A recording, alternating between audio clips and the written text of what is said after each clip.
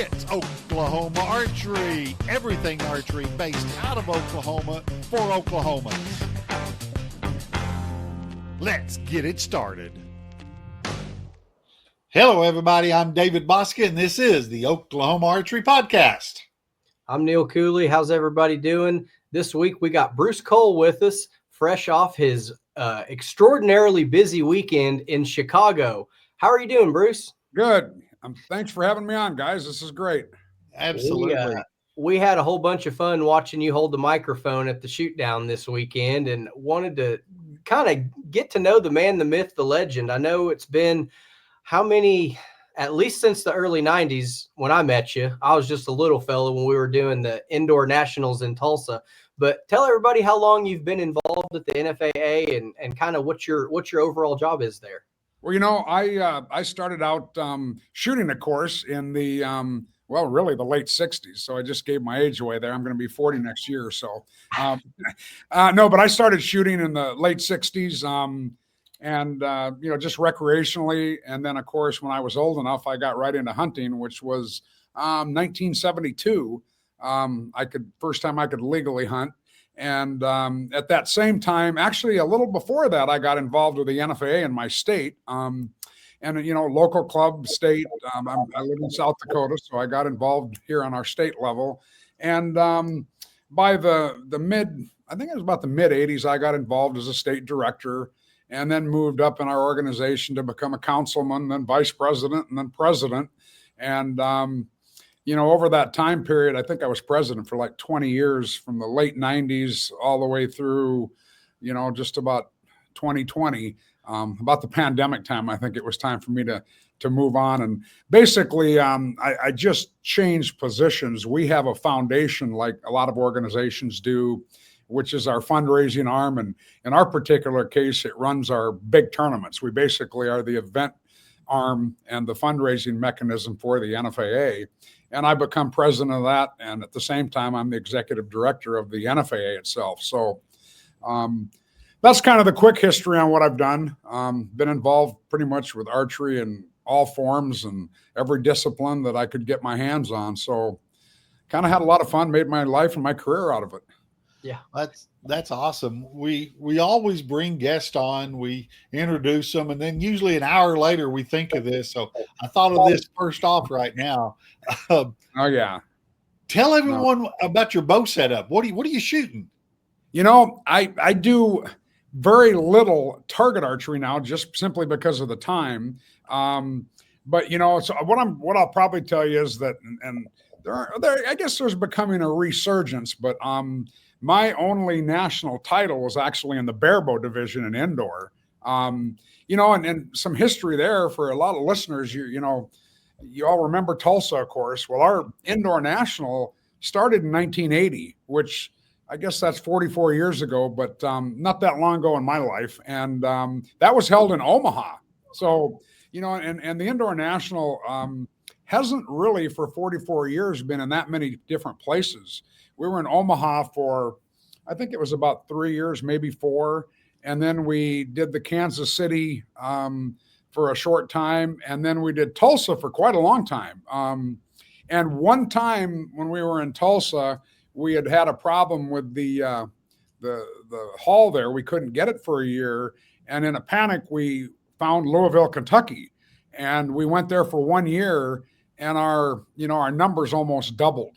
And we got to looking, this is when heat maps, as we refer to them today, were probably a piece of paper where everybody put a mark where people were by hand with a pen. And, today you can pop in zip codes and you can look at where all of our members are. And Louisville was a little closer. And it turned out to be good. Well, we still came back to Tulsa for several years. And then when we did make a move, we went to Louisville. And that's kind of been where the majority of indoor nationals have been held. Again, when we were in Louisville one time, we made a jump to Cincinnati when they were doing a rebuilding. And, and then, of course, this last year we were in Chicago. So there's pretty much the places we've been for the indoor. But so that was a quick way I diverted away from my personal setup. No, I in the early 80s, I think it was early 80s, maybe mid 80s. I won the nationals once in barebow, which, back then, well, and even today, the barebow division was a very big division. And it wasn't uncommon for people to be shooting indoor scores in the 290s to 300 and very, very competitive. So I got a good taste of that. And I still shoot that a little bit. I shoot a freestyle setup. I've shot bow hunter freestyle. I've shot pretty much all of them and really enjoy them all. When it comes to hunting, it was the same thing. I started out barebow. When I started hunting, the compound, it was just getting to be, kind of mainstream. It was still a lot of recurve. And so I shot a barebow, for most of my hunting to start out with. And then, of course, now I shoot a sight and a release and, all the bells and whistles, because it's real obvious as bow hunters that we want to make quick, humane kills and harvests. And I think everybody knows the distance before they shoot anymore, or they're just probably not doing their homework, So having something that's a little more accurate is definitely the way I like to go. So for bow hunting, I pretty much use that kind of a setup. Well, cool. Well, tell us about this last weekend. Everybody watched Sunday evening and all the excerpts all weekend long with the Cam Media. Yep. How do you feel that the first year at Chicago went for the NFAA? I think overall it was, and I can put it in numbers. The quick number that I would tell if I was a marketing person is that we had basically the same number of shooters this year as we did last year. However, we also had 3 tournaments. We held 2 separate events that we never had in Louisville. So, basically we were NFAA member wise, we were down about 350 shooters, what normally would go to the Indoor National. And, that's just simply what it is. The reason for it, I think, would probably be, it would run the gamut. There'd be people that didn't like Chicago. And for many different reasons. I'm not going to say that I'm personally a big proponent of Chicago, but I can tell you the excuse we have was very simply that this last year we made the most major changes we ever made in indoor. We moved the Vegas shoot to where we've always wanted it, which is a month later, which opened up the door for us to have the indoor be where it probably should be, which is sometime where the Vegas shoot was. So now, we're in a February pattern for the indoor and a March pattern for the Vegas shoot, which, obviously the Vegas shoot, it's the biggest shoot there is.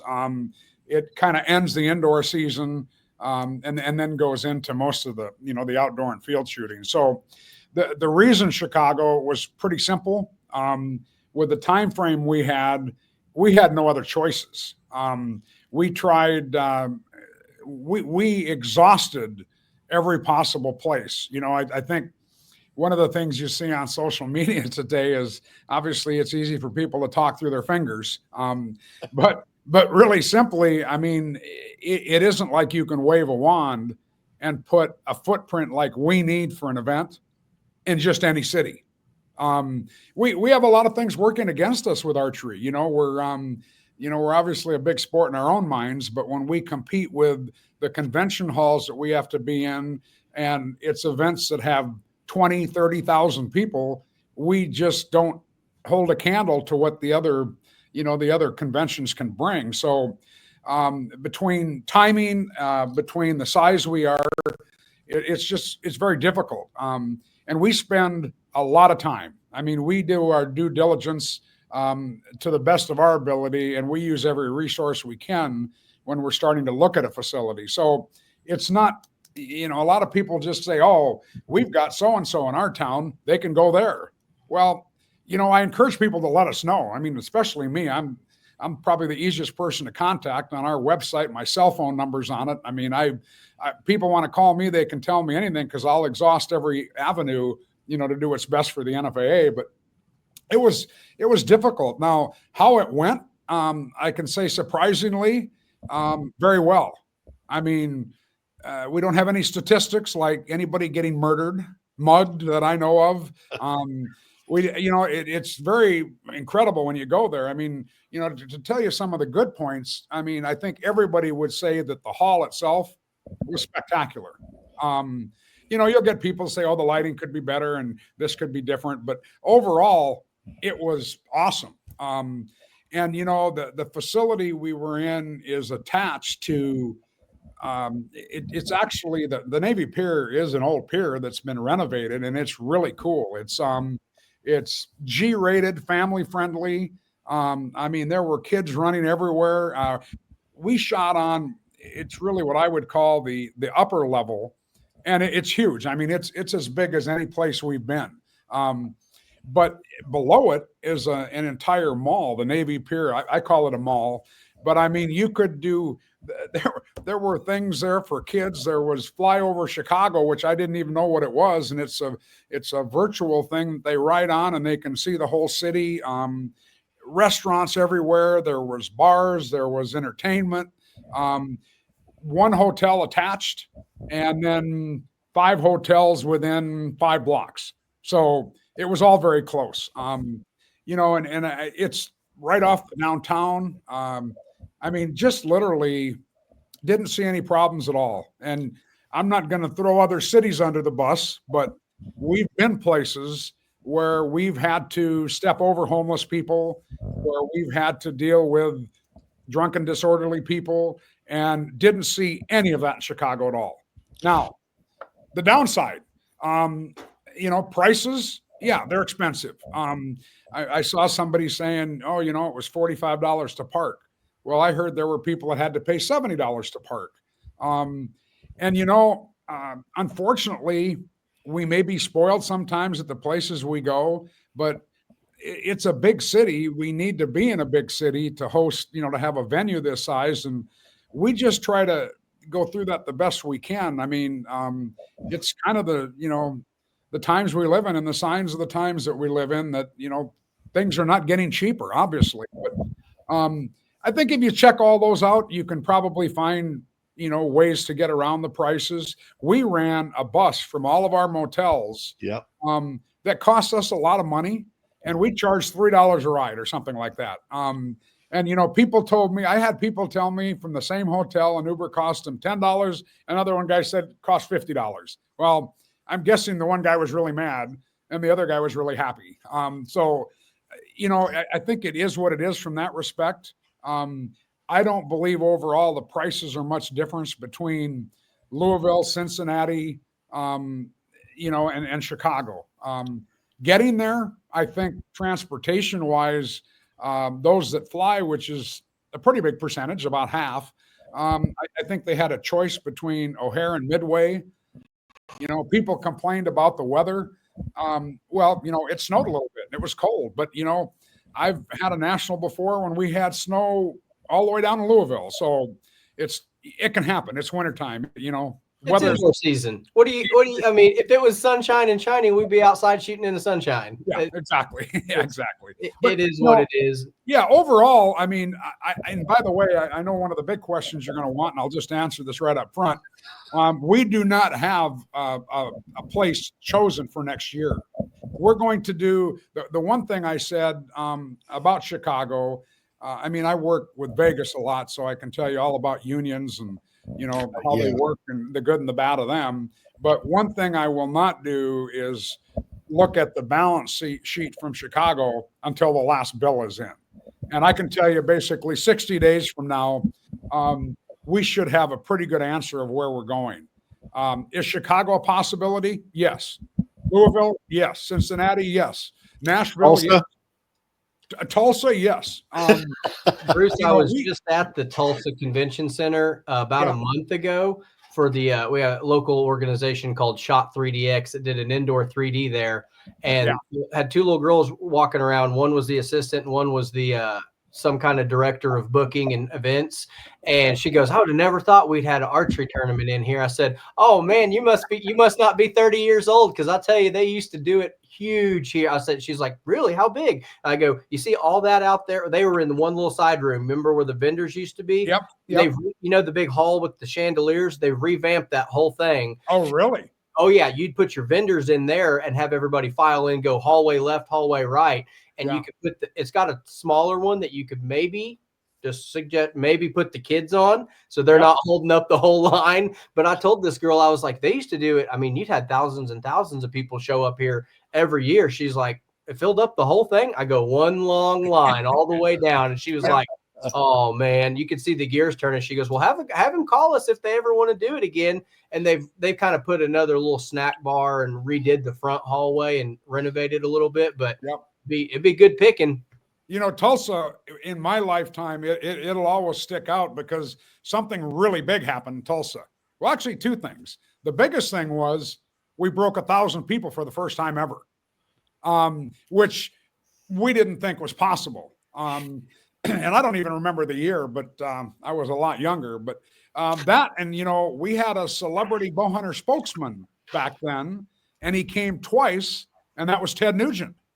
And, you know, he drew a heck of a crowd in Oklahoma. And no, yeah, I mean, you guys, what you're doing, and just Oklahoma in general, I mean, you know, you're a lot like we are in South Dakota, except you have a lot of people. We just have a few people, you know. We're hoping someday in my lifetime to hit 1 million people, and don't know if it'll happen or not, but no, Oklahoma is pro everything we believe in. So yeah, I mean, we're excited to look at all the potential. Do you remember sometime between the years of 93 and 95 during one of the shoot-offs? You remember at the Tulsa convention, they had those bleachers that pulled out with the chairs that attached like this? Yep. Do you remember a group of small children knocking those chairs over and dominoing down that during one of the pro shoot-offs at one year? I would try not to remember that because I'm sure it's a bunch of guys that were your age then. I can't confirm my whereabouts during that event, but I know everybody. It wasn't me that jumped over one, but I was sitting there with him, and I was like, I'm the only one getting beat for this. Yeah. And you're like, I think it was the pro women or the bow hunters. I don't think it was the pro freestyle men, but I'd have known it probably would have been worse if it was the pro men, and one of them would have shanked one up there during the Bruce's hold the microphone. Like, do I let him reshoot? Do we all kill this kid together? Like, is that, do we? Oh, it was that one of those gut wrenching moments where I'm like, that was a mistake. That's gonna, everyone in their entire arena turned around at once and just looked up at these kids. I was like, oh yeah. Well, we're glad that Chicago went well. We just that happy for everything that come out. Now let's get on. Let's talk Vegas, baby. Oh yeah.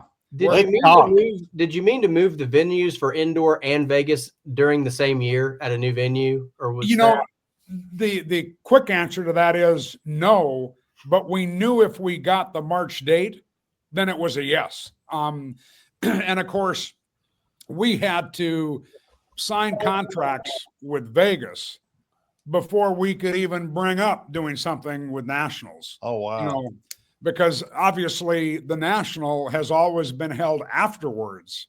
And of course, you know, anytime there's change, you always have people concerned. Now, what's interesting is, talking about Vegas, we are actually right now, I believe we're at 3,700, I think, registered for Vegas, which is, you know, last year was our record. I would like to say we'll beat that. I don't know that we're going to beat it this year, but the previous record to it was just under 4,000, which was the year before. And that's exactly what we're tracking for right now. I would say we'll have right at 4,000 archers. So I think a lot of people, you know, in hindsight, the one thing I wish I could go back and redo, and I don't know if any of you were at Vegas or watched it, but we waited till the last minute to announce it. Yep. And which was very smart. That was the best thing I did, because we, you know, if we would have announced it at the beginning of the tournament, our staff would have been inundated with questions. What do we do? Where do we go? The other thing that would have happened is sometimes, you know, I'd be just like everybody else. If you tell me it's at so-and-so, I want to go look at it. Well, guess what? You're never going to be able to go to Horseshoe or Flamingo or Planet Hollywood or what's our other one? Paris, and go in and say, hey, I want to see the room where they're shooting archery. They'd look at you like, what are you smoking? You know, we don't have a room here that has archery. Yeah. You know, so you can understand that. It's not like you can say it's at the convention center and they can go see the convention center. So that was the other thing. But I think the biggest thing that I wished I wouldn't have done is to announce that we were going to Caesars Entertainment Properties and then say Planet Hollywood, Paris, Horseshoe, and Flamingo. Because to me, I had gone through it. I'd played the whole scenario out. Our staff had penciled everything out. We'd done all the work for it, but we didn't think, oh my goodness, all these people have ever heard is one place. Caesars. Yeah. Well, no. I mean, like South Point. Oh, So I see what you're saying. Yeah. Or before that, I mean, when I took over the Vegas shoot, we were in the basement of the Sands Expo. Then we went upstairs one year, and then I made the deal with the Riviera. So basically, most people that are alive have only been in the Riviera and the South Point. So when you say 5 places, I could, and all of a sudden the mothers were going, wait a minute, are my kids going to shoot in this one? And where am I going to shoot? And the pros were like, okay, do we get split up or who's where? How do we get from one place to the other? And I quickly realized that you can't tell 5,000 people in an audience and everybody listening on the internet how it's going to work. And it's hard to say, trust me, because that only goes so far. But I think that we've done a pretty good job now of trying to explain. I mean, I tell people right now that the farthest walk you have this year at the new Vegas shoot is the same, if not less, as anywhere in the South Point. Now, that is the truest thing I've ever heard, because you can go from your room all the way up, down, around, over, up, down. And my buddy's like, can you see if they have the 2-inch AAE veins? I'm like, I just got back to the room. I've walked 15 miles to buy a pack of Knox, a pack of veins, and a stabilizer. Yeah. Oh, dude. But when so primarily the actual 2 shooting venues for all but the final are in the Horseshoe in Paris. They're in their big ballrooms. What's interesting is those 2 are connected in such a fashion that you don't even know when you walk from one to the other. And they're Steve Anderson. I don't know if you know Steve from Hoyt. He went out there with his phone when we had a meeting for all the exhibitors, the sponsors, and he filmed it and timed it. And it was 2.5 minutes, from here to there. That's and some big legs to time on right there. That's at least, that's for normal sized folks. That might be a small section, but it's all very close. So I think once they get the feel of that, and the other thing is too, I mean, it's a complicated process. What's interesting is I'm the only one of my staff that has been to any place other than South Point. So, at South Point, we were, it really worked well to build where we wanted to get. And we are in a point right now that is a real growing pain, because when you start getting 4,000 or 5,000 participants, and by the way, that's just the Vegas shoot. That's not the Western S3DA. That's not the Nevada NASP. That's not the Nevada JOAD, which are all held in conjunction with us. So, rough estimates that we've gotten from the South Point is that we had between 18 and 22,000 people in that building every day for the event. And I believe that's reasonably close. So when you get that big, you get really limited. And once again, our footprint, I mean, if I had my way, I'd be where all the boxing is in MGM or, Mandalay Bay, or one of those places where you can hold 20,000 people, but we can't sell the motel rooms necessary to host it. I mean, we don't have the money, So this is going to be a fun, time the next 3 years. And we're actually adding as we go. This year, we've got the 2 ballrooms. I just say we actually have 3 in there, but just the 2 hotels.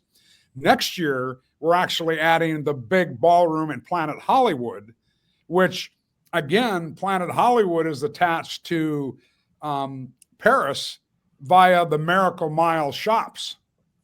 So the Miracle Mile Mall connects them. So, and by the way, those words became very powerful to all the women out there. So a lot of spouses were like, oh yeah, we're going. So I think that helped. But food choices, restaurants, activities, the Horseshoe the whole basement is an arcade. It's got kid-friendly stuff. It's going to be cool. There's a lot of neat stuff to do, and I think overall this is our growth plan. Go ahead. How did the World Archery planning go that had to change with your date change? They were actually World Archery with the World Series Championship had been pushing us for quite a few years to go into March. Anyway, so that worked out. Yeah, and backing up, let's back up to the indoor again. I mentioned we had two other events. We had one of the World Series events that, and for those listeners that maybe don't know what the World Series is basically the indoor version of the World Cups. And they're held, there's been one in Luxembourg, in France, in Taiwan, and then Chicago, and you get points or you get seeded by shooting the other ones, and then Vegas is the grand finale. So that was the other event we had in Chicago, and we ended up with like just under 300 people for that, which was awesome. And then we had a 25-meter novelty indoor World Archery shoot where some world records were broken. So when you added those all up, we had basically the same number of archers as we did last year in Louisville. So from that aspect, it was good. From the actual NFAA aspect, we lost, a few hundred archers. So that's something we got to weigh out, because we've got to look and see if they're really stuck on not going to Chicago, and then we have to address that. On the Vegas shoot itself, you mentioned the Paris. I'm just going to go on the record now and say I won my first world championship at Paris. Oh, really? Yeah. I'm a barbecue guy. Oh, my. 2012, I have been there. We were cooking down their back parking lot. Yep. And I'm just going to say I'm quite familiar with Paris. Yeah. That the horseshoe is where they hold the world.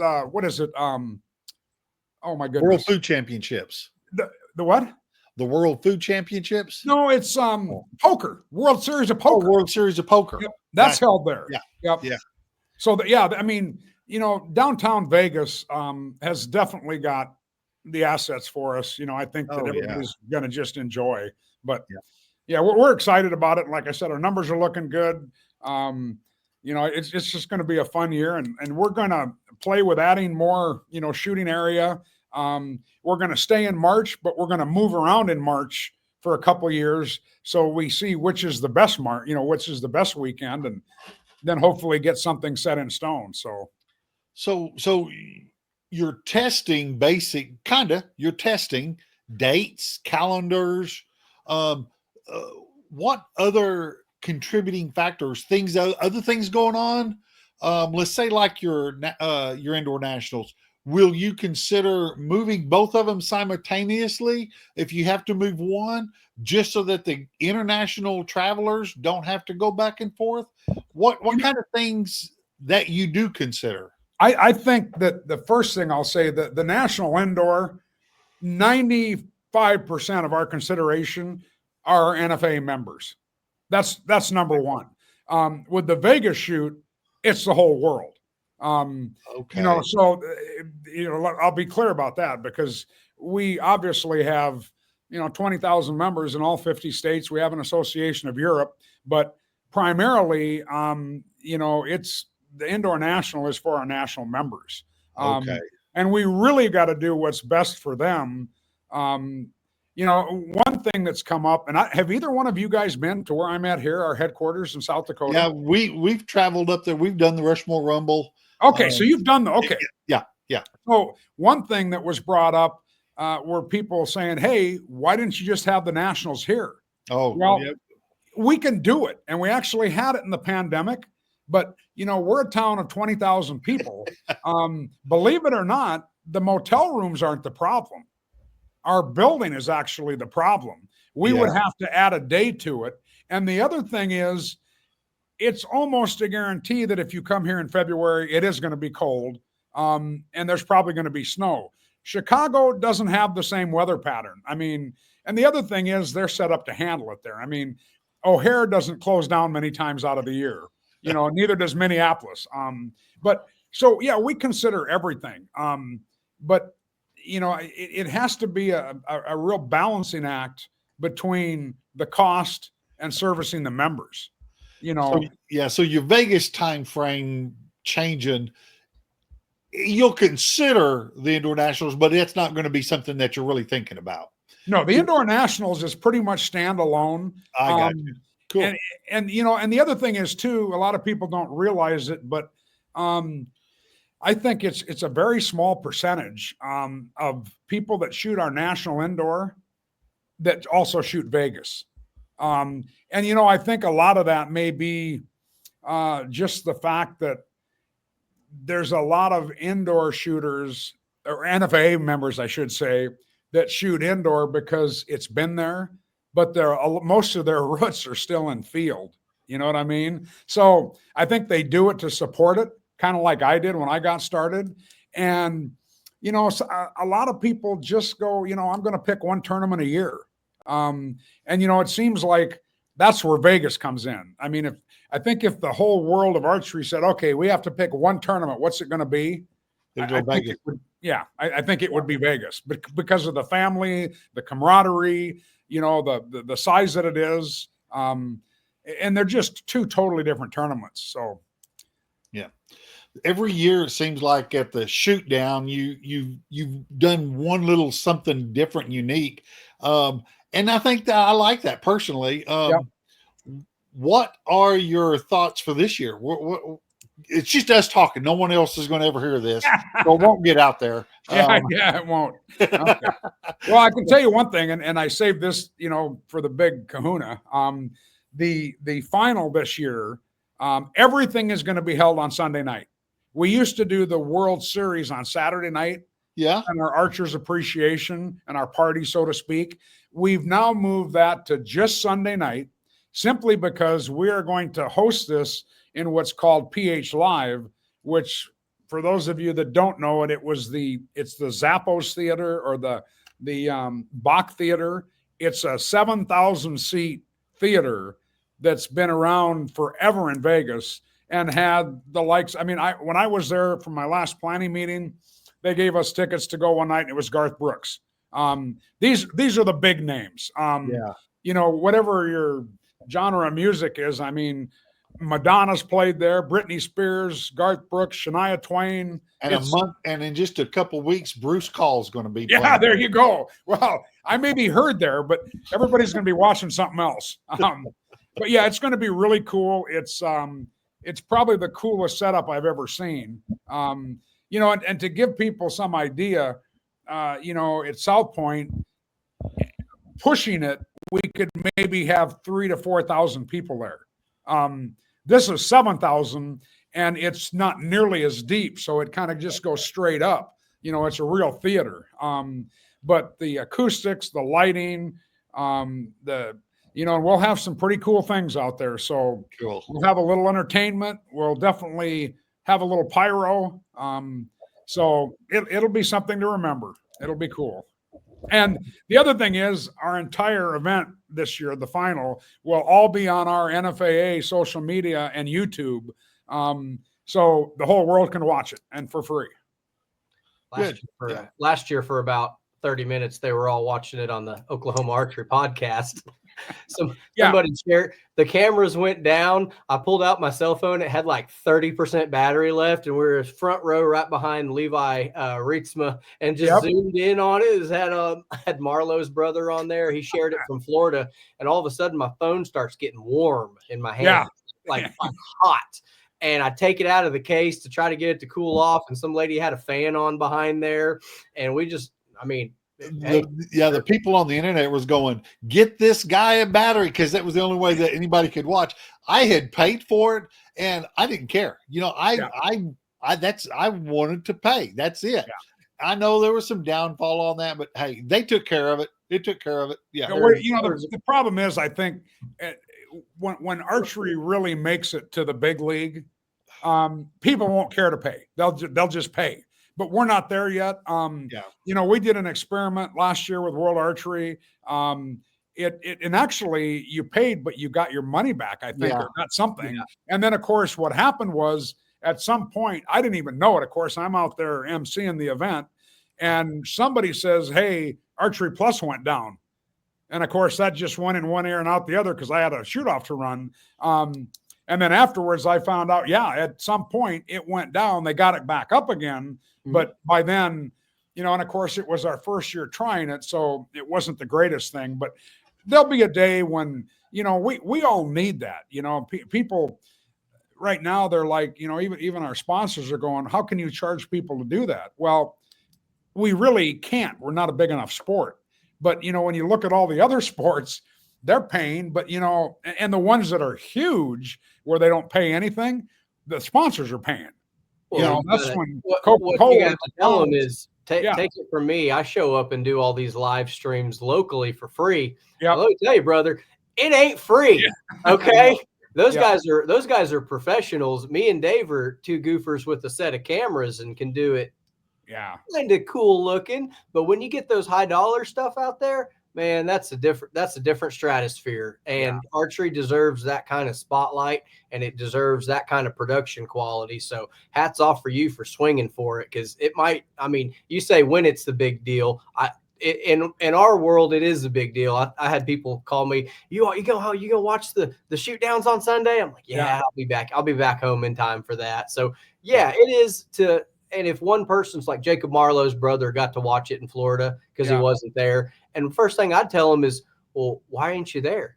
What do you mean you're not going to be at the Vegas? You know how I'm going to see what happens at Vegas? Because I'm going to be there. It's like I'm second row. Had to go down there early. Wife got like 2 or 3 beers right there. She's like, I'll hold the spot down. Don't worry. All you got to do is bring me another 2. And I'm like, I love you, baby. That's and believe me, that's to my last day doing this, I'm going to be pushing everything I can to promote the sport. And when that time comes, it's hopefully it will, because I can't wait for the day that I can say, 10 million people watch this. And all we got to do is keep trying.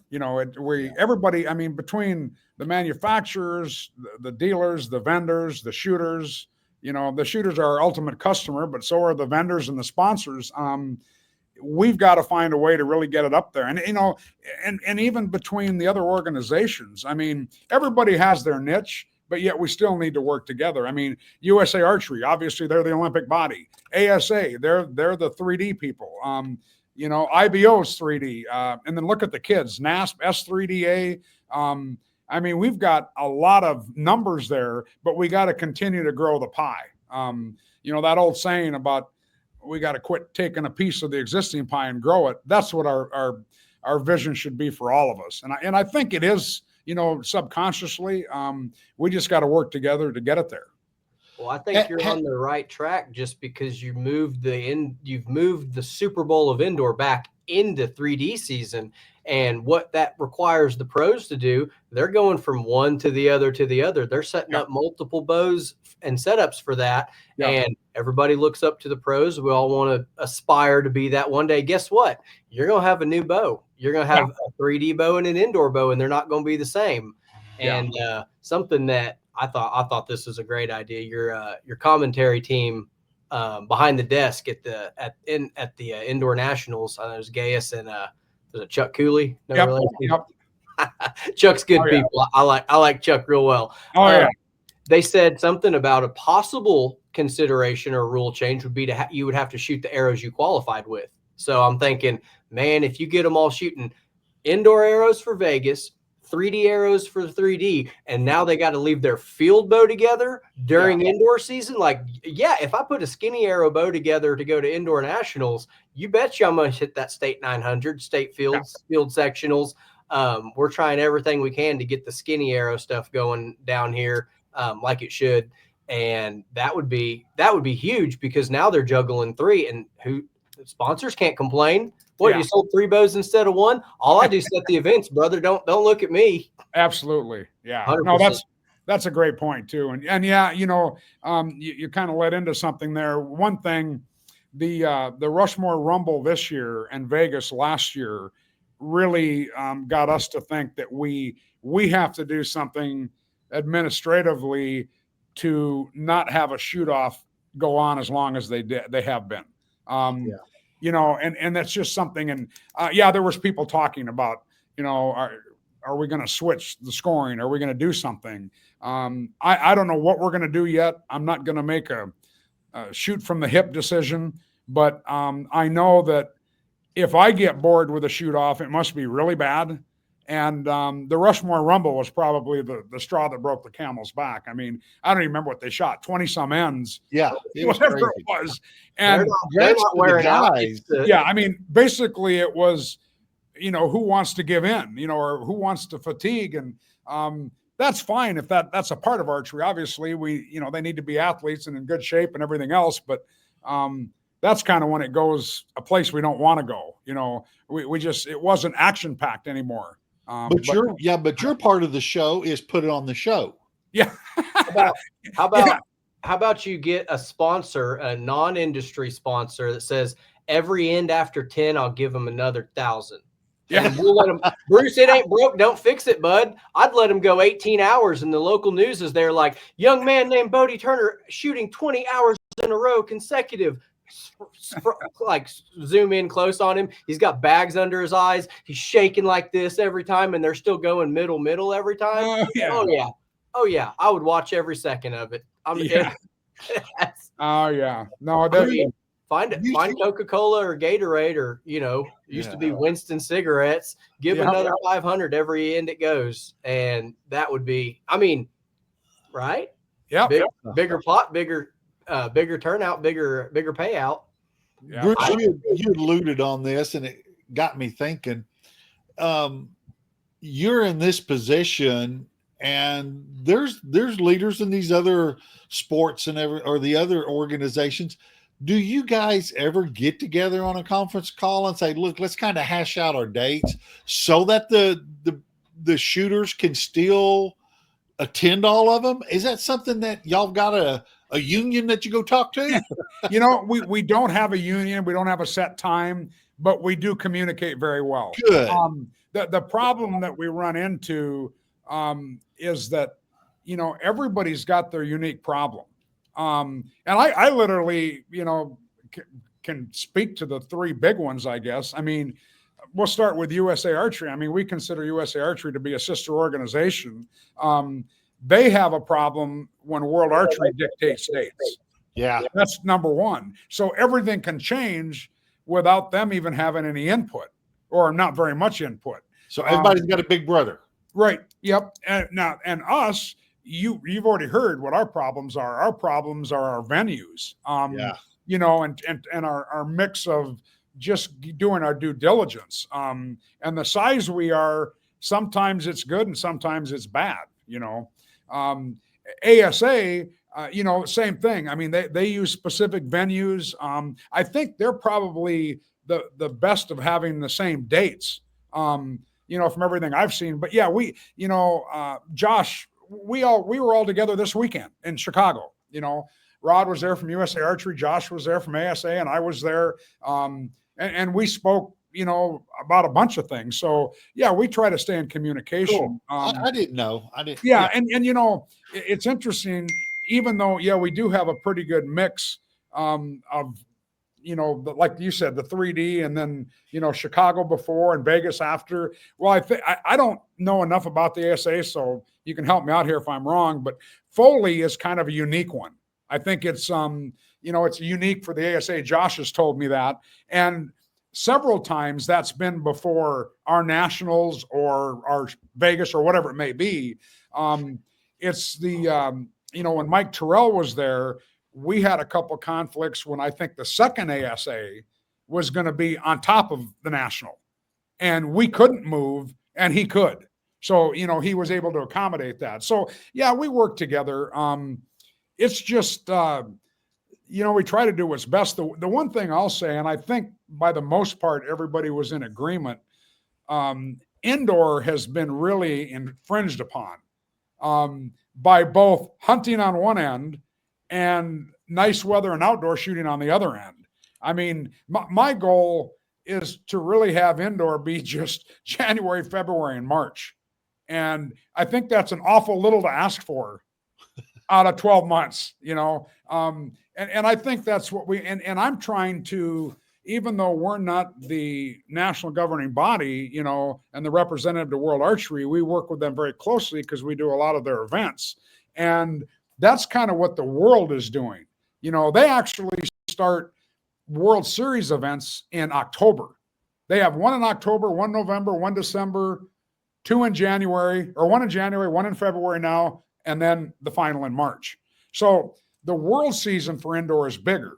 But a lot of that is because of our bow hunting, in the fall. So they don't bow hunt. Yeah, exactly. I mean, they do, and a lot of the countries are starting to get into it as their opportunities open up. But most of Europe is, there isn't a lot of hunting. It's recreational and target archery. So I think, if we come in and we really, and understand too, we talked a lot about Vegas and the indoor.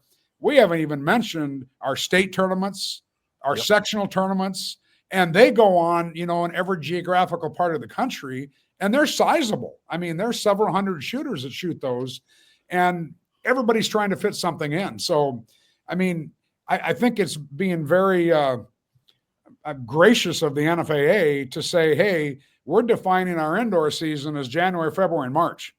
Not something else. Yeah, and not April, May. Believe me, if you wanted to, we could literally cut the cost of Vegas in half.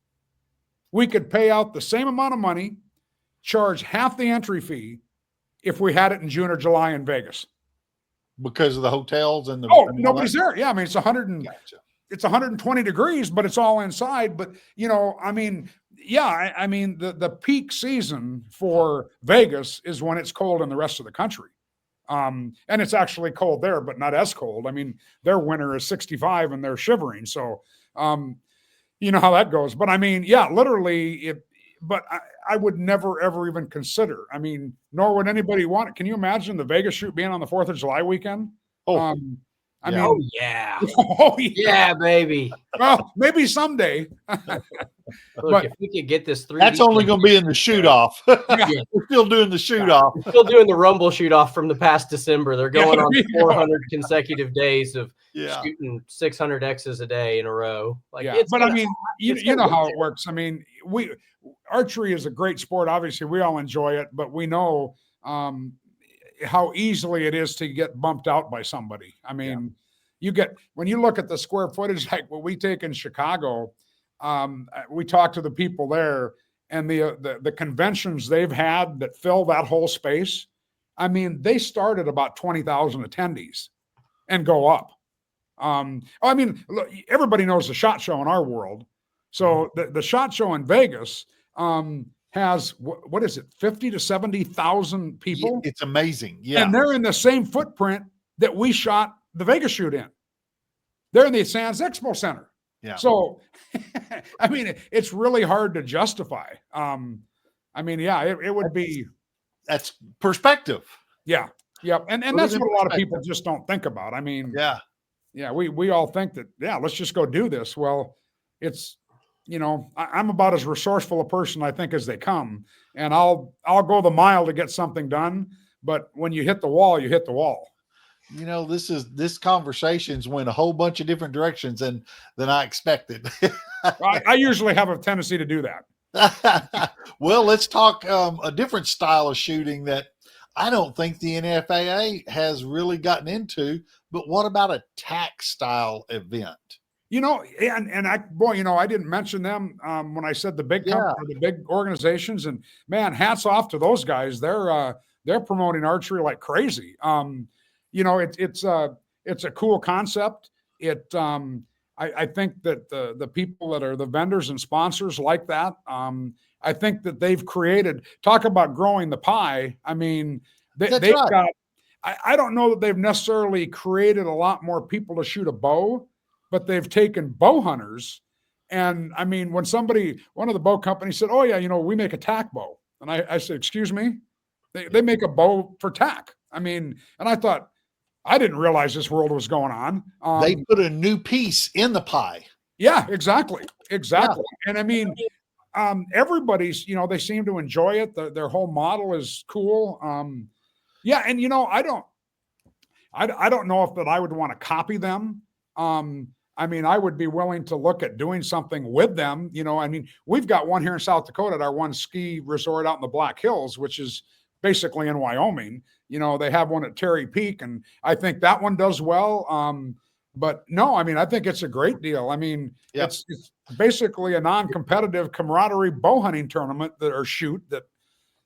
How cool can it get? I mean, and they've stemmed off, and we've got a local group, an Oklahoman group called the Shot 3D that they have not reinvented, but now they're starting other organizations within that style of shooting. That's cool. Yeah. That's cool. So there's people around the United States. It's like, look, we need more just in our area. So let's do our own. And they're getting hundreds of people to theirs and it not be TAC. Yeah. They're a little more regional than TAC is. Right now, there are five events across 4 states, and they're growing really fast. Yeah, that's cool. Yeah. Next year, I've twisted their arm, and they've agreed to let us host an orange dot shoot. So I don't. Now we're doing that, right? Yeah. So in Reading, which I've always thought of as the Super Bowl of the 3D world. It's been around so long, and it's in Redding, California, and it's been our national 3D for a long time. Well, then also in California, our great partners, Break the Barriers, have started the One Arrow Championship, and they started out with just a few hundred, and it's growing a little bit every year. People love it. And man, more power to them. And, we're approached, and maybe this is where we can get involved in some TAC thing. Several people have said, Reading got closed down in the pandemic the one year. And, just like most everybody did, we were one of the few states that we could do anything. And everybody was like, why don't you have one there? And I'm like, wait a minute. We're already having the national field, the national target, the national indoor. We had everything here. So I was like, let's just hold off on that. But if we look at having geographically, an east, a west, and a Midwest or something, there's some great tournaments we have in east of here, which is what's the one? I think it's Indiana or Illinois. There's a couple. Wabash, Bass and Bucks, and Wabash. Yeah, there you go. Yep. That is the most fun I've ever had shooting my bow. Yep. And we've talked to those guys. We've never gotten to a point yet to say, let's have a series of these Mark 3Ds. I do believe that marked is the way to go, unless you do now, if you do an unmarked, those are awesome. But I don't know if that's mainstream anymore. I really don't. I don't have a big opinion, except what I see with the NFAA is marked is it. So, but who knows? Maybe someday we can do that and look at doing, a triple crown for the NFAA 3D and have Reading be the final. Yeah. Would that not be cool? You got one out east, Wabash, Indiana, Oklahoma. It's going to be in the Texas Panhandle. We got some really good elevation up and down hills wise. So we're kind of flat like this, and for that style, you need some up and down. Yeah. So out in the Texas Panhandle, and then all the way to Reading. I know there's a few more of them that they do back east. They do it east. They do it west. My hill that I'm going to die on, or my legacy is going to be, we're going to have orange dot shoots, 3D with your skinny arrows, all the way out to 101 yards for all, because it's the TAC people. It's the people that shoot their hunting bows. Yeah. I'm like, look, it's the same rubber buffalo. It's got a yellow and an orange dot on it. That one's 11. That one's 10. Anything foams 8. If you can't count that high, I'll keep score. Bring your bow, bring your friend. Come on, let's do it. And it's so hard getting them out of their comfort zone. I don't want to score. What if I know I can't shoot? I'm like, dude, I shoot a tournament every weekend, and I am reminded that I cannot shoot every time I go out, and it's on you to make it fun. It's on you to have a good time, see your buddies, make new friends, that kind of thing. So we're going to put an orange dot together. I don't know how to get it sanctioned or certified, but I talked to the Bass and Bucks people. I'm like, look, I need a layout. I need the classes. I need the pay because they do a regular, a money class. One of them you get a ring for the. I don't know how to do all that, but I'm gonna haul the targets up and down the mountain. I'll tell you that much. Yeah, I mean that's a prime example where they've done a great job. They've started with a vision and they perpetuated it into something, and they've just it's one of the things I've always said. Whatever you do, just do it the best you can, do it well, and concentrate on it. And look what they've grown to. I mean, I've got people that have driven that I know from Wyoming to that. And that's getting to be all the way across the country pretty much, so they've done a really good job. And, at some point in time, I hope we can work with them. And like I said, another one or whatever we end up with. Going back to the roots of the NFA, the bow hunting jamborees used to be the big deal. Yeah. And that's really the precursor to what TAC is. I mean, They had jamborees where no scores were kept, prizes were given away. But yeah, I mean, it's cool. It's what they've done with TAC is really incredible. Yeah, they just took a piece of their pie, a page out of the book, and they kind of pivoted and went their way. Yeah, Cool. absolutely. That's well, cool. Bruce, we don't want to keep you much longer. We know you're busy. Tell everyone where they can still go and sign up for Vegas, any cutoffs, hotels, everything like that, so we can get this out there. Yep, thevegasshoot.com. And I can tell you one thing. We'll get a good. We'll find out what kind of listeners you have. By the way, when does this go out? When does this go live? Just whenever we say. Whenever you say, okay. Well, I'm going to say something that the rest of the archery world doesn't know. All right. If they listen to this, we actually got so busy with nationals because of it being before Vegas that our Vegas shoot cutoff to go into late registration happened right before we went to nationals, and we haven't changed it. So what that means is you can go on there and register, and it's going to be at the regular price. Gotcha. And I can tell you that sometime in the future we have to change it, but nobody will have been charged that late fee. So there was an oops in the system, and nobody caught it. And, they came to me and said we have to do this before we go, or something will happen. And I go, just leave it. What's the weekend matter? And now we're past the weekend, and I just thought, what the heck? Let's just see what happens. Let's try it. We'll find out. If I see okay on a whole bunch of entries, I'll know at least you got out in your home state. And if it's contiguous states, this will be the real return on investment right here. We need an algorithm put together.